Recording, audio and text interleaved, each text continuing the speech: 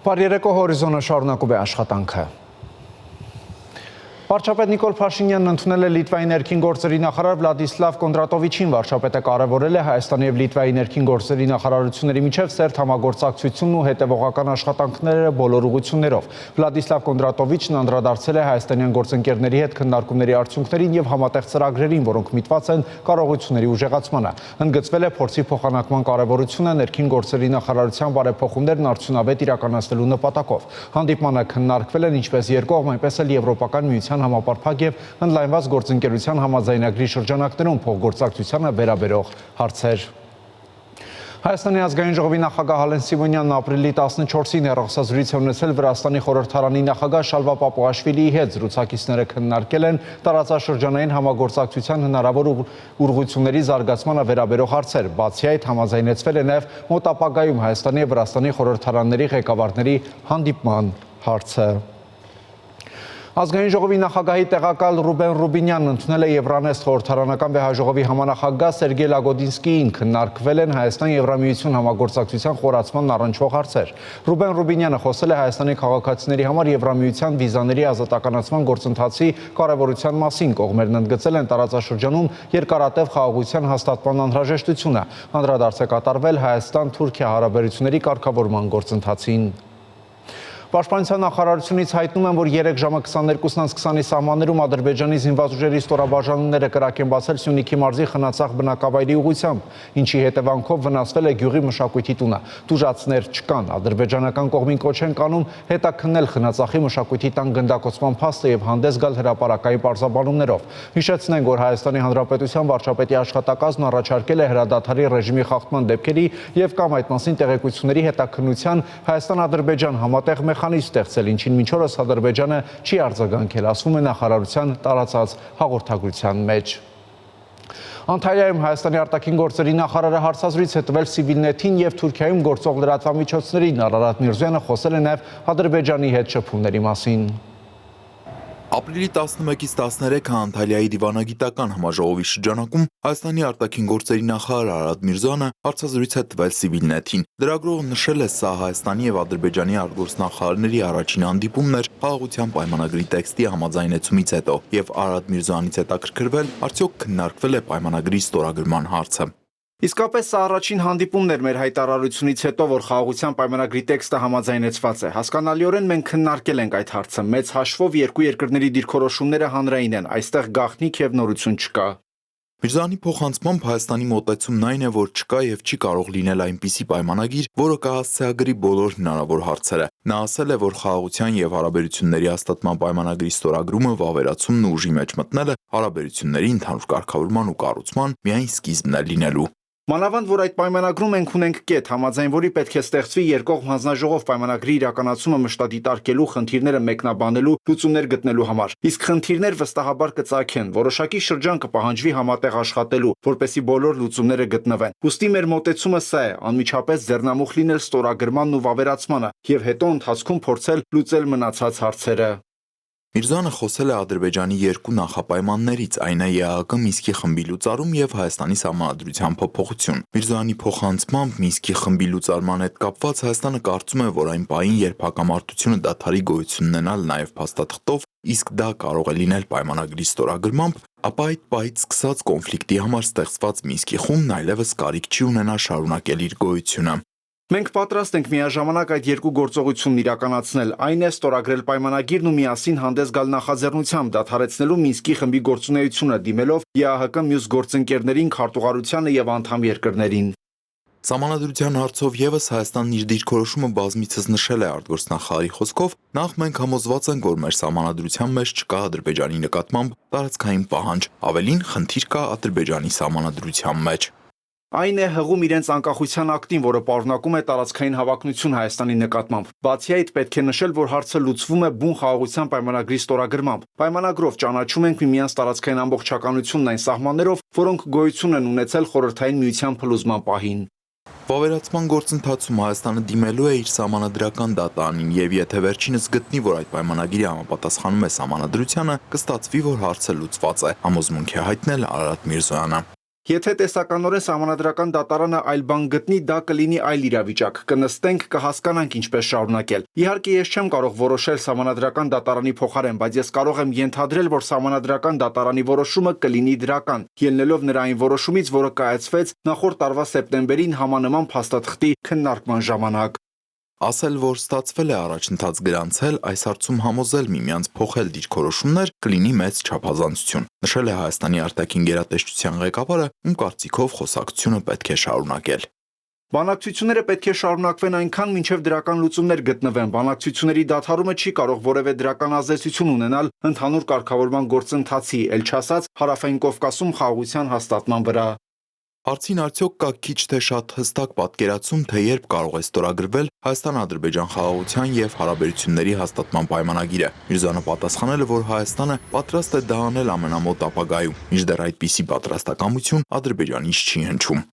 Արվելու է ամեն բան, որ գործընթացը փակուղի չգնա, փակուղի մենք չենք ուզում եւ այս ամբողջ գործընթացում մեր ցուցաբերած կառուցողական մոտեցումը հենց դրա մասին է վկայում։ Դա կիրառելի է թե խաղաղության պայմանագրի համատեքստում, թե մնացած հարցերում։ Տեղյակ եք, որ մենք տարբեր առաջարկներ ենք արել ադրբեջանական կողմին, նաեւ ենթակառուցվածքների ապաշրջափակման վերաբերյալ։ Այդ հարցում եւս փորձել ենք որոշակիորեն հասցեագրել իրենց մտահոգությունները։ Մեր համոզմամբ հիմա մենք հարել ենք մի առաջարկ, որը լիովին համապատասխանում է եւ մեր պատկերացումներին եւ փառատում է իրենց մտահոգությունները։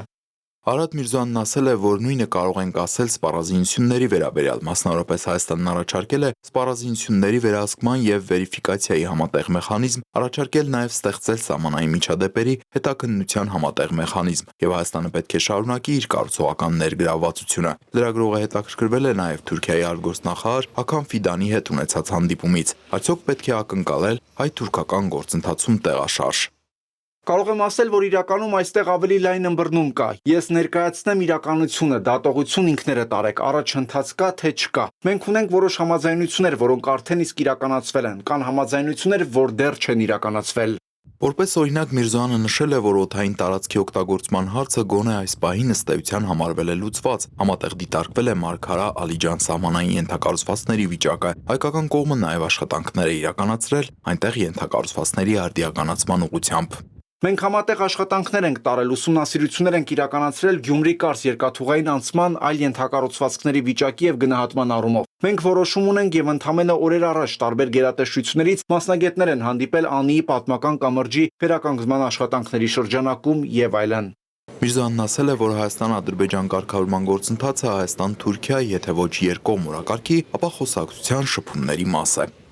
Կարծում ենք, որ առաջընթացը Հայաստան-Թուրքիա ուղղությամբ իր դրական ազդեցությունը կունենա Հայաստան-Ադրբեջան կարգավորման վրա։ Ինչևէ, խնդիրը կա, ընկալումների որոշակի տարբերություն կա, բայց տեսնում ենք պատրաստակամություն օգտակար, բարենպաստ ազդեցություն ունենալու։ Անտալիայի դիվանագիտական համաժողովի շրջանակում Հայաստանի արտգործնախարար Արադ Միրզոյանը հարցազրույց է տվել նաև Թուրքիայում գործող լրատվամիջոցներին։ Տիգրան Հովակիմյան, Հորիզոն։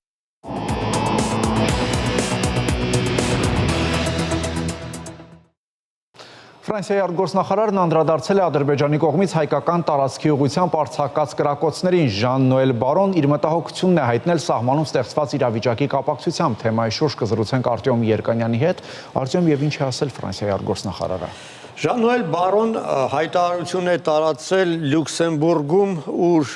շարունակում է իր աշխատանքը Եվրամիության անդամ պետությունների արտգործնախարարների այդ հավաքը, եւ նրա հնչեցրած մեղադրանքները շատ հասցեական էին, մեջբերեմ նրա խոսքերը, ինչ վերաբերում է Ադրբեջանի, ես մտահոգված եմ սահմանում լարվածության աճին, եւ հայտարարել է, որ այս կապակցությամբ անհրաժեշտ է հասնել դրան, որպեսզի եվրոպացի դիտորդների առաքելությունը ընդլայնվի եւ դիտորդները կարողանան լծակներ ունենան զսպելու այդ լարվածությունը։ Եվ նաև հստակ պահանջ է ներկայացրել Ադրբեջանին անհապաղ ստորագրել խաղաղ համաձայնագիրը եւ ազատ արձակել բոլոր գերիներին։ Բաքվում իհարկե շատերի դուրը չի եկել այս հայտարարությունը եւ Բաքվի անունից լիազորված է եղել պատասխանելու արտգործնախարարության մամլոխոսնակ Այհան Հաջիզադեն, ով Ֆրանսիային է մեղադրանքներ ներկայացրել, թե Ֆրանսիան զինում է Հայաստանին, թե հակաադրբեջանական քայլեր է իրեն թույլ տալիս եւ հետաքրքիր հանգամանք խաղաղ համաձայնագրի տեքստի վերջնական համաձայնեցումը Այհան Հաջիզադեն անվանել է ընդամենը մեջբերում եմ խաղաղ համաձայնագրի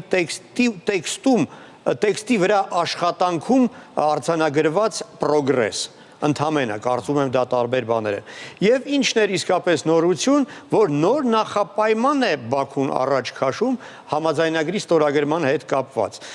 Թվարկելով մինչ այդ մեզ հայտնի նախապայմանները, Այհան Հաջիզադեն նաև հայտարարել է, որ որպես պայման Ադրբեջանը դիտում է այն, որ երրորդ երկրները, այդ թվում նաև Ֆրանսիան, պետք է դադարեցնեն իրենց դեստրուկտիվ միջամտությունը։ Թե ինչ են պատկերացնում դեստրուկտիվ միջամտություն ասելով դա իրենց գործն է, համենայն դեպս մինչ այժմ հնչեցված նախապայմաններում այսպիսի կետ կարծեմ չի եղել երբեք։ Վերջին շաբաթներին Բաքվի եւ Փարիզի միջև հարաբերությունները կարծես թե ել ավելի են լարվել, ինչն է պատճառը։ Այո, դե լարվել էին դեռ այն բանից հետո, երբ Ադրբեջանը սկսել էր հակաֆրանսիական բացահայտ սադրիչ քայլերը, երբ այսպես բաց աջակցություն էր ցուցաբերում Ֆրանսիայի կազմի մեջ մտնող տարածքների անջատողական շարժումներին, հա, եւ Գվիանայում, եւ Մարտինիկայում, եւ Կորսիկայում, եւ Նոր Կալեդոնիայում ֆինանսավորում էր, նպաստում էր, աջակցում էր անջատողական շարժումներին, որպեսզի նոր խնդիրներ ստեղծի Ֆրանսիայի համար։ Այսպես ամենաբացահայտ միջամտությունը Նոր Կալեդոնիայի դեպքում էր, երբ արհեստականորեն հրահարված բախումների արդյունքում 5 զոհեր եւ մի քանի տասնյակ վիրավորեր արձանագրված։ Վերջին շաբաթների ընթացքում նոր սադրիչ քայլեր Բաքուն իրեն թույլ տվեց։ Մասնավորապես Նոր Կալեդոնիայի մայրաքաղաքում հակաֆրանսիական ցույցում կրկին ադրբեջանական դրոշներ բարձրացան եւ կրկին այդպես կոչված Բաքվի նախաձեռնող խումբ կոչվող այդ միավորը, որը բացահայտորեն ֆինանսավորվում եւ ղեկավարվում է Ադրբեջանի նախագահի աշխատակազմի կողմից, առաջարկեց Փարիզին իր միջնորդի առաքելությունը Նոր Կալեդոնիայի հետ բանակցություններում այդ շրջանի Ֆրանսիայից առանձնացման պայմանների վերաբերյալ։ Դե այսպեսի բացահայտ սադրանքին Փարիզը չէր կարող չպատասխանել։ Բացի այդ Ադրբեջանի մեջլիսի падգամավորները հայտարարեցին, որ այսուհետ եւս աջակցելու են Կորսիկայի այն ուժերին, որոնք ձգտում են ինքնորոշման եւ Ֆրանսիայից անջատմանը։ Դրա հետևանքը եղավ այն, որ ապրիլի 10-ին Ֆրանսիայի ազգային ժողովում ընդունվեց բանաձև, որը դատապարտեց Ադրբեջանի միջամտության փորձերը եւ այդ խորհրդարանական նիստում Ֆրանսիայի արտգործնախարար Ժան-Նոել Բարոն հայտարարեց, որ կարող են ապացուցված համարել այն, որ Ադրբեջանն է օգտագործում իր ունեցած լծակները ֆրանսիական այդ տարածքներում իրավիճակը ապակայունացնելու համար եւ թվարկեց այն գործիքները, որի միջոցով Ադրբեջանը դա անում է։ Դա եւ ուղիղ ֆինանսավորում եւ այսպես թվային գործիքներ, այդ թվում նաեւ կիբերհարձակումներ, տեղեկատվական մանիպուլյացիաներ եւ այլն։ Արդյոք իսկ ինչով կարող է Բաքվին պատասխանել Փարիզը։ Մի քանի օր առաջ Ֆրանսիայի տարածքների հարցերով նախարար Մանուել Վալսը շատ հստակ հայտարարեց, որ շատ շուտով Փարիզը կոշտ քայլեր է ձեռնարկելու ի պատասխան Ադրբեջանի այդ սադրիչ գործողությունների։ Հիշեցնեմ, անցած տարի Ֆրանսիայի Սենատում ստեղծվել էր հատուկ ժամանակավոր հանձնաժողով, որը լիազորված էր հետաքննել Ադրբեջանի միջամտությունը Ֆրանսիայի գործերին, այդ անջատողական շարժումներին աջակցություն ցուցաբերելու վերաբերյալ, եւ արդյունքում տարածվեց 357 էջանոց զեկույց, որում շարադրվում էին բոլոր այն ապացույցները, թե ինչ է Ադրբեջանը արել այդ դրա համար եւ բոլոր այն առաջարկները, թե ինչ պետք է անի Ֆրանսիայի իշխանությունը Ադրբեջանին հակահարված տալու համար։ Այս փաստաթուղթը ուներ բաց եւ փակ հատված, հավանաբար այդ փակ հատվածը երբեք մեզ հայտնի չի լինի, բայց ոնց հասկանում եմ Ֆրանսիայում հակված են այդ փակ հատվածում շարադրված առաջարկներին ընթացք տալ եւ թե ինչ տեսք կարող են ունենալ այդ քայլերը առայժմ դժվար է ասել, բայց միջուկային գերտերություն Ֆրանսիան ՄԱԿ-ի անվտանգության խորհրդի մշտական անդամ Ֆրանսիան կարծում եմ իր գործիքակազմում կկարողանա գտնել այսպես գործիքներ, որոնց Բաքվին համոզիչ կթվան։ Շնորհակալություն Արծուն։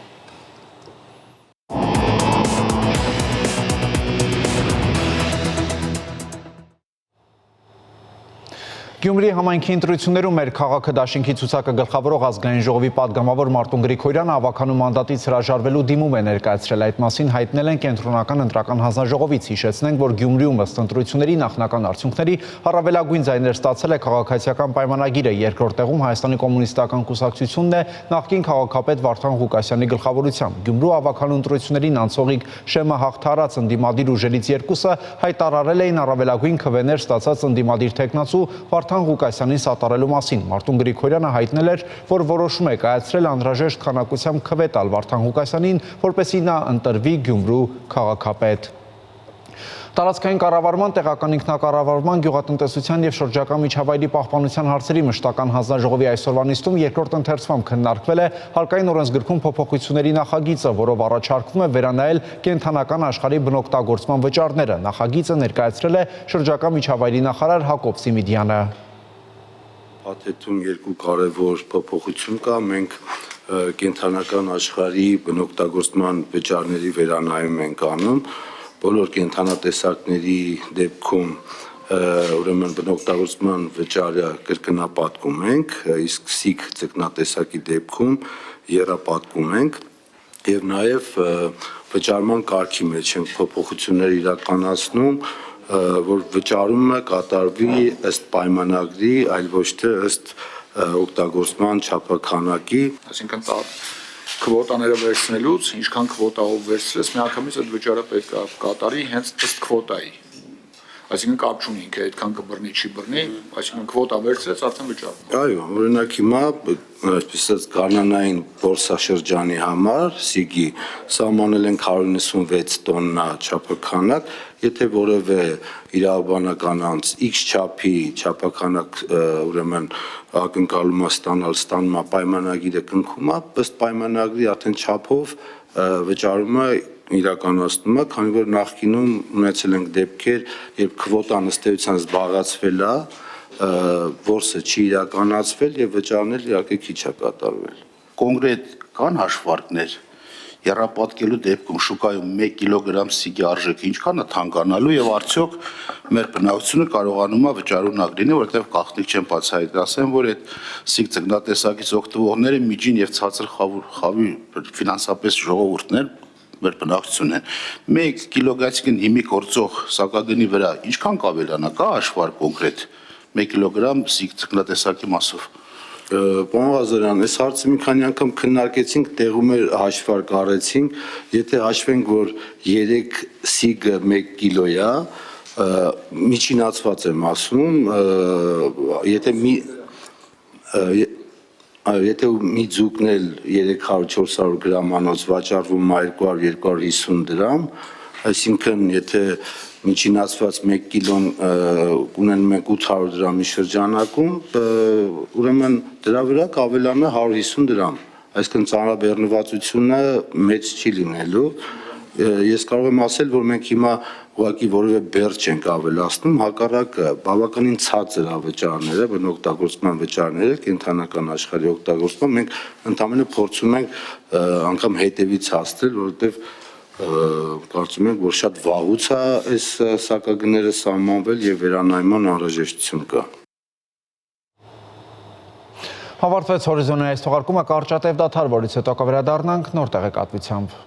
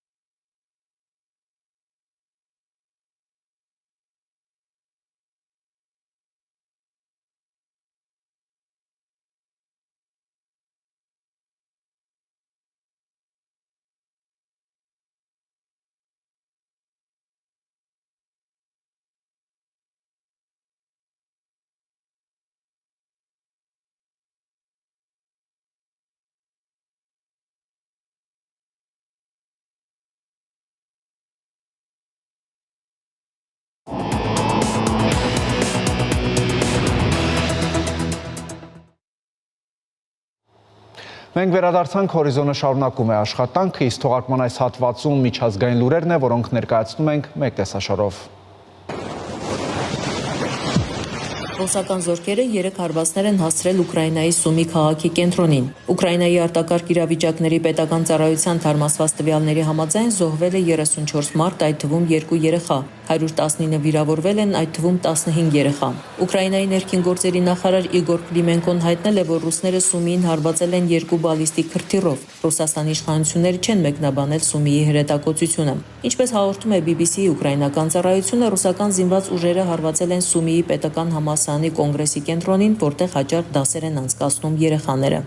Ռուսական զորքերի կողմից Սումիին հասցված հարվածը դատապարտել են Եվրամիությունը, Ամերիկայի Միացյալ Նահանգները, Բրիտանիան, Ֆրանսիան եւ Գերմանիան։ Եվրամիության դիվանագիտության ղեկավար Կայա Կալասը X-ի իր միկրոբլոգում գրել է. Սիրտս կտոր է լինում Սումիի կադրերից, երբ բնակիչները հավաքվել էին ծաղկազարդի տոնին, իսկ նրանց դիմավորեցին ռուսաստանյան հրթիռները։ Սա սարսափելի օրինակ է այն բանի, որ Ռուսաստանը ուժեղացնում է գրողները, մինչդեռ Ուկրաինան ընդունել է անվերապահ զինադադարը։ Իմ մտքերն այսօր ուկրաինացի ժողովրդի հետ են։ Եվրոպական խորհրդի նախագահ Անտոնիո Կոշտան արձագանքել է X-ի իր էջում. Վրդովված ենք Սումի քաղաքի կենտրոնի վրա Ռուսաստանի կողմից իրականացված հանցավոր հրթիռային հարձակումից։ Ռուսաստանը շարունակում է բռնության իր արշավը եւս մեկ անգամ ցույց տալով, որ այս պատերազմը գոյություն ունի եւ շարունակվում է միայն այն պատճառով, որ այդպես է որոշել Ռուսաստանը։ Իմ սիրտը զոհերի, նրանց ընտանիքների եւ բոլոր նրանց հետ է, որոնք տուժել են ագրեսիայի հերթական դաժան գործողությունից։ Ռուսաստանի հրթիռային հարվածը Սումի քաղաքին ընդգծում է Ռուսաստանին հրատապ հրադադար պարտադրելու անհրաժեշտությունը, գրել է Ֆրանսիայի նախագահ Էմանուել Մակրոնը։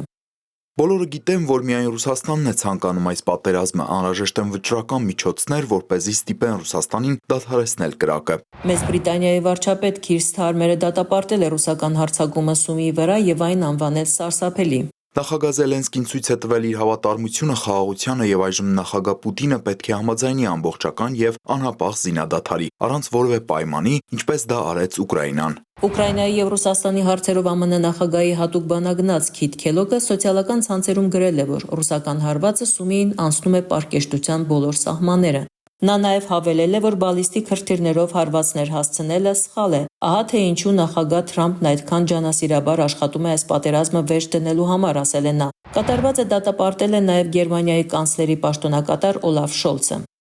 Սումիի կադրերը սարսափելի են, մեր մտքերը զոհերի եւ վիրավորների ընտանիքների հետ են։ Գերմանիան ամենախիստ կերպով դատապարտում է այս բարբարոսական հարձակումը։ Ռուսաստանի նման հարձակումները ցույց են տալիս, թե ինչպիսին է Ռուսաստանի ենթադրյալ պատրաստակամությունը խաղաղության համար։ Իդեպ պարզ է դարձել, որ Ռուսաստանի եւ Ուկրաինայի միջև առաջին ուղիղ բանակցությունները տեղի կունենան ապրիլի 15-ից 16-ը Անկարայում, հայտնել է CNN թուրքը, վկայակոչելով Թուրքիայի պաշտպանության նախարարությանը։ Երկրները կբանակցեն Սև ծովում նավագնացության անվտանգության շուրջ։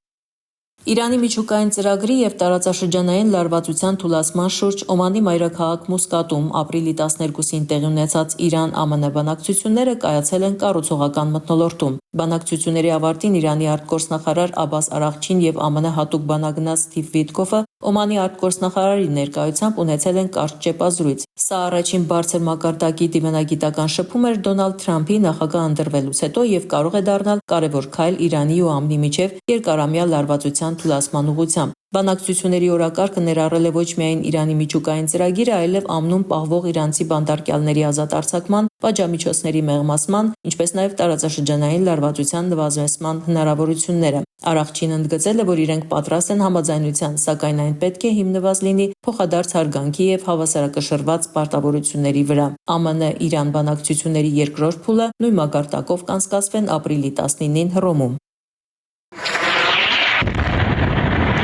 Իսրայելը օդային հարվածով ոչնչացրել է Ալ-Ահլի բապտիստական հիվանդանոցի մի մասը, որը Գազայի վերջին լիարժեք գործող հիվանդանոցն էր, հաղորդում է BBC-ն։ Հարվածի հետևանքով փլուզվել են հիվանդանոցի վերակենդանացման եւ վիրաբուժական բաժանմունքները։ Իսրայելի պաշտպանության բանակը հայտարարել է, որ հարվածը հասցրել հիվանդանոցին, քանի որ այնտեղ գտնվում էր Համասի կողմից օգտագործվող հրամանատարության եւ կառավարման կենտրոնը։ Ըստ Գազայի քաղաքացիական օգնության գործակալության տուժածներ չկան։ Այնուամենայնիվ մեկ երեխա, ով նախկինում գլխի վնասվածք է ստացել, մահացել է հապճեպ տարհանման հետևանքով, հայտնել է Երուսաղեմի եպիսկոպոսական թեմը։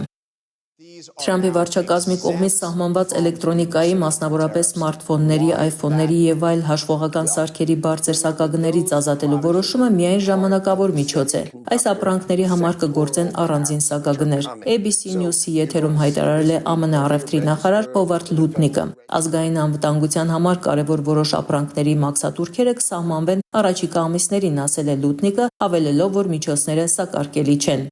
Ալաղ Ալաչյան, Հորիզոն։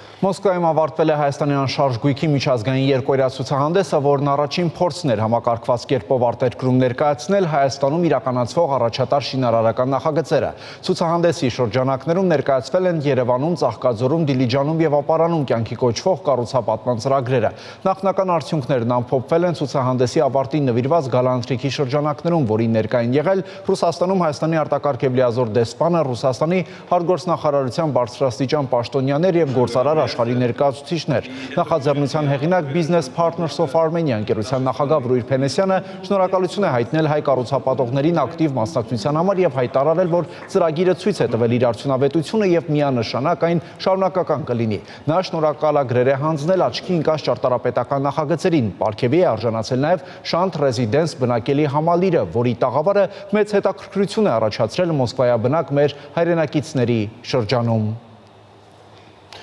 Որոնք են դարի նորարար մասնագիտությունները եւ որտեղ կարելի է սովորել դրանք։ Երևանի կրթահամալիրներից մեկը պատրաստ է օգնել աշակերտներին իրենց մասնագիտական ճանապարհն ընտրելու հարցում։ Երբ կրթությունը հետաքրքիր է ու որակյալ, այն դառնում է նաև վարակիչ։ Սրա վառապացույցը Էլբակյան կրթահամալիրն է, որտեղ ամեն տարի ուսանողներն ավելանում են։ Այս տարի էլբակյանցի շրջանավարտների թիվը ավելի քան 300 է։ Չհուզվել հնարավոր չէ։ Նախ շնորհավորում եմ բոլոր շրջանավարտներին, ծնողներին, նաև մեզ դժվար երկրում այսքան մարդ հավաքել մի հարկի տակ արդեն մեծ հաղթանակ է։ Միայն Էլբակյան կրթահամալիրում կարելի է սովորել դարի ամենահետաքրքիր ու նորարար մասնագիտությունները, որոնց ցանկը եւս ավելանում է, համալրվելով եւ պահանջված եւ կարեւոր մասնագիտություններով։ Էլբակյան կրթահամալիրում անցկացվում են ժամանակի ամենապիտանի դասընթացները, որոնցից մեկը հենց ռոբոտաշինությունն է, որի շնորհիվ երեխաները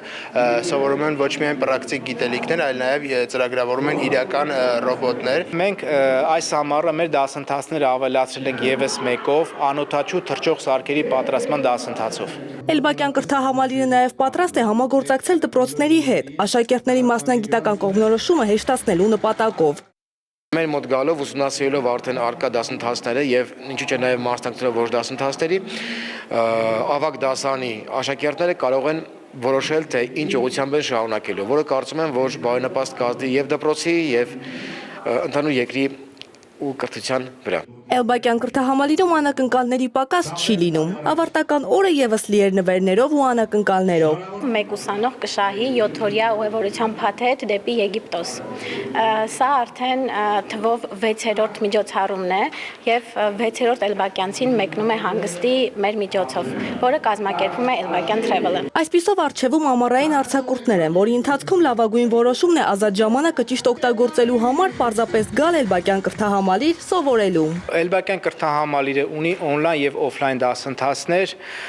ինչպես անհատական, այնպես էլ խմբային։ Գրանցվելու համար կարող եք գրել մեր Facebook-յան էջին, Instagram-յան էջին կամ պարզապես զանգահարել 096 88 88 44 հեռախոսահամարով։ Հրիփսիմե Ավակյան, Լևոն Խաչատրյան, Հորիզոն։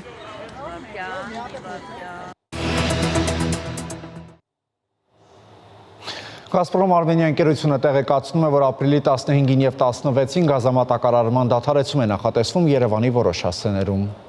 Գազպրոմ Արմենիա ընկերությունը տեղեկացնում է, որ պլանային աշխատանքներ իրականացնելու նպատակով ապրիլի 15-ին ժամը 10-ից մինչև ժամը 16-ը կդադարեցվի Երևան քաղաքի Արաբկիր վարչական շրջանի Կոմիտասի պողոտայի թիվ 19 կոտորակ 1, 19 կոտորակ 3 բազմաբնակարան շենքերի հարակից առանձնատների գազասպառողների հարակից տարբեր նշանակության հանրային կազմակերպությունների ժամը 10-ից մինչև ժամը 17-ը Շենգավիթ վարչական շրջանի Արտաշիսյան եւ Արագածի փողոցներով պարփակված թաղամասի առանձնատների գազասպառողների հարակից տարբեր նշանակության նշանակության հանրային կազմակերպությունների գազամատակարարումը։ Պլանային աշխատանքներ իրականացնելու նպատակով ապրիլի 16-ին ժամը 10-ից մինչև ժամը 16-ը կդադարեցվի Էրեբունի վարչական շրջանի Նորարեշ 8-րդ փողոցի թիվ 1-ից 29 հասցեների առանձնատների գազասպառողների գազամատակարարումը։ Ընկերությունը հայցում է գազասպառողների ներողամտությունը եւ խնդրում պահպանել անվտանգության պահանջները։ Գազամատակարարման դադարեցումների մասին տեղեկատվություն ստանալու համար բաժանորդագրվեք Գազպրոմ Արմենիա ընկերության Telegram-ի ալիքին։ Այսքանը կհանդիպենք ժամը 22-ին հորիզոնի գլխավոր թողարկմանը առայժմ։